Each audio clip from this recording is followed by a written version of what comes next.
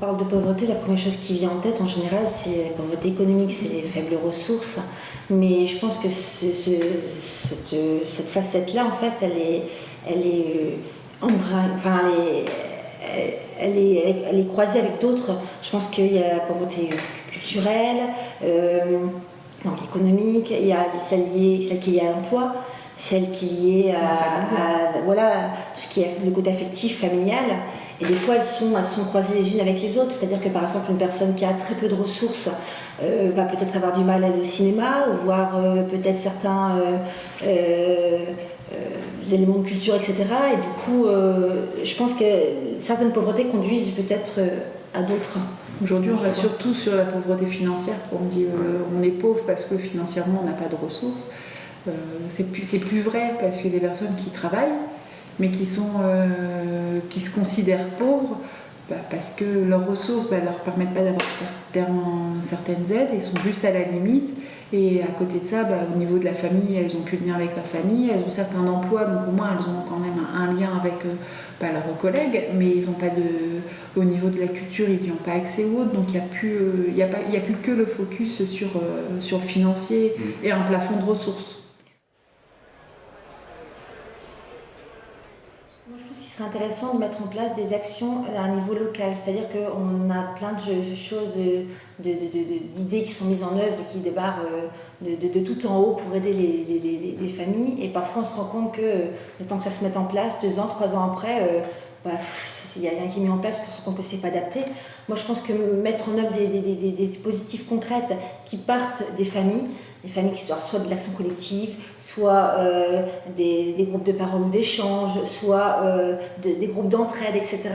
Des petites actions qui, mises à un niveau vraiment local, autour d'un quartier ou d'une commune, avec les familles, permettraient peut-être de développer certaines choses en fonction des besoins des familles, de leurs compétences. Il y a des choses déjà qui sont mises en place.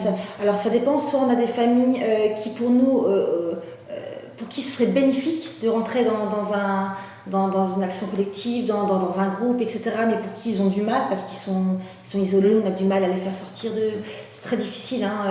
Après, il y a toujours ce critère de financement, il faut rentrer dans les critères du financement. Aujourd'hui, il y a des associations, toute association fonctionne aussi avec les financements de l'État ou des aides qu'elle peut avoir. Et pour toute aide, il faut remplir certains critères. Et c'est ça qui est compliqué. Voilà. Et sinon, c'est aussi, ça serait peut-être, parce qu'on dit, il y a des systèmes débrouilles qui marchent bien. Ça serait voir avec les personnes qui utilisent ce système débrouille. Je vois avec mon voisin et tout, et voir eux comment ils pourraient faire pour faire valoriser leur système débrouille. Dans tous les cas, je pense qu'il faut que ça parte des envies, des besoins des habitants, et pas forcément des collectivités territoriales, et puis voilà.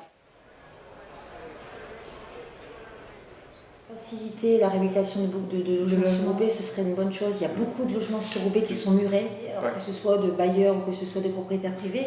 Et ne serait-ce que si tous ces logements-là étaient habitables, ce serait, même les familles, quand ils font des demandes de logement, en général le discours c'est: vous vous rendez pas compte, telle rue il y a 3-4 logements. Et en fait les familles le savent et ne comprennent pas, mais d'ailleurs ils nous donnent des adresses des fois même. Et certains de nos logements disent: celui-là, lui il est en travaux, donc on peut pas le louer.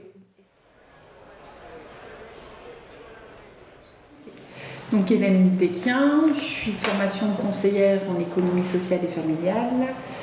Je suis au PAC depuis 2005, travailleur social sur le quartier de l'Épeule. Donc le but du PAC, c'est d'accompagner les familles en utilisant le levier du logement dans le cadre de l'accompagnement au quotidien. Fanny Liébard, conseillère en économie sociale et familiale, donc en poste depuis 2005 sur le pacte, donc sur les secteurs de Pile, Sainte-Élisabeth et les communes de Lys-les-Lannoy, Lannoy et Lers. Il y a une équipe sociale au niveau du pacte où on est 13 travailleurs sociaux de formations différentes. Donc il y a des éducateurs spécialisés, des assistantes sociales et des conseillères en économie sociale et familiale. Donc on a les mêmes missions, mais avec une formation et une approche différente de l'accompagnement des familles.